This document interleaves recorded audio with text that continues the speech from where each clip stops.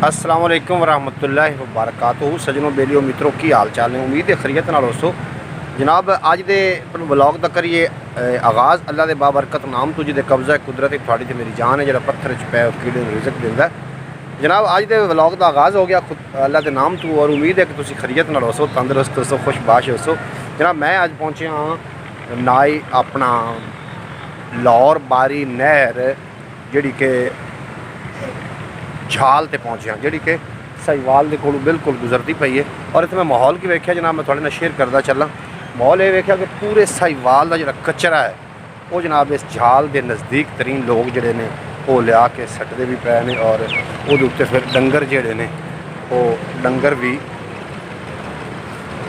उन्होंने खाते पे ने। ये फिर बीमारियां ही पैदा होनिया ने, होर की होना। मैं तुहानूं नज़दीक करके जनाब विखा देना वो माहौल कि जिथे पूरे साहिवाल की गंदगी पई है और जिथे डंगर जोड़े ने चरते पै ने। उस तो पहले जनाब तुसीं वेखोगे झाल, ये झाल पहले पिछे ही उन्होंने अगे कन्वर्ट करके लै आए ने।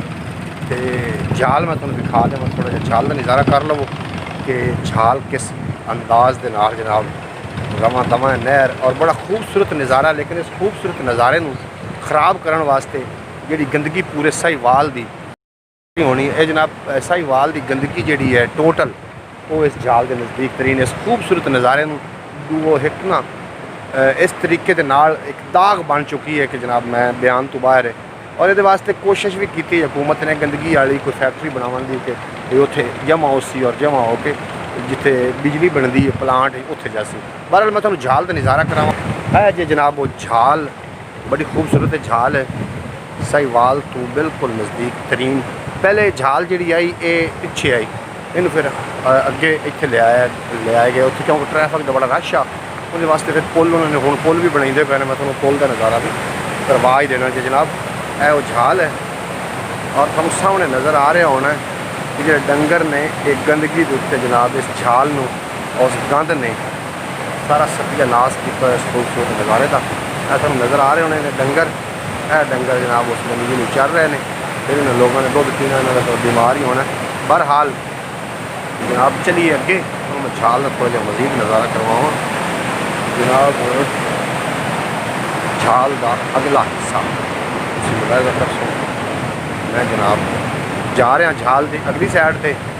पानी माशाअल्लाह बड़े अपने जोरों शोर के नाल है, वेखो जनाब बड़े जोर शोर के नाल जनाब पानी रवां दवां। लाहौर बारी नहर बहुत ही वड्डी नहर है जनाब।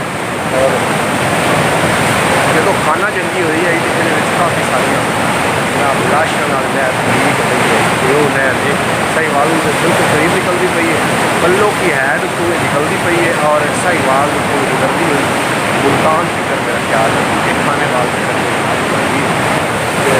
मैं तुहानूं वो जो पुल हूँ पुल की कोशिश करते पे ने पुल बनावन की, हूँ तुम पुल का ही चल के नज़ारा करवा देना। तो पुल जो ट्रैफिक की वजह पुल बना रहे हैं है जनाब। जिन्हें दे पे गंदगी ट्रैक्टर धो के बल्दिया ने इस जनाब खूबसूरत नज़ारे जिन्होंने दाग किया है। पानी बड़ी स्पीड नाल जा रहा है जनाब। अगर तुहानूं ब्लॉग आज चंगा लगे तो जनाब चैनल में जरूर सबसक्राइब करना, बैल नोटिफिकेशन बैल दबाना ताकि तुहाडे कोल नोटिफिकेशन बर वक्त पहुँचता रहे हर वीडियो का। तुसीं सामने वेख रहे हो ये साहिवाल की गंदगी है और साहिवाल के जो पूरे जानवर हैं वो इस गंदगी के उत्ते खलोते हैं जनाब। बाहर अगे चलिए तुहानूं मैं अगला नज़ारा दिखावां जी पुल बना रहे हैं। मेरे नाल ही रहना, कितने ना जाना।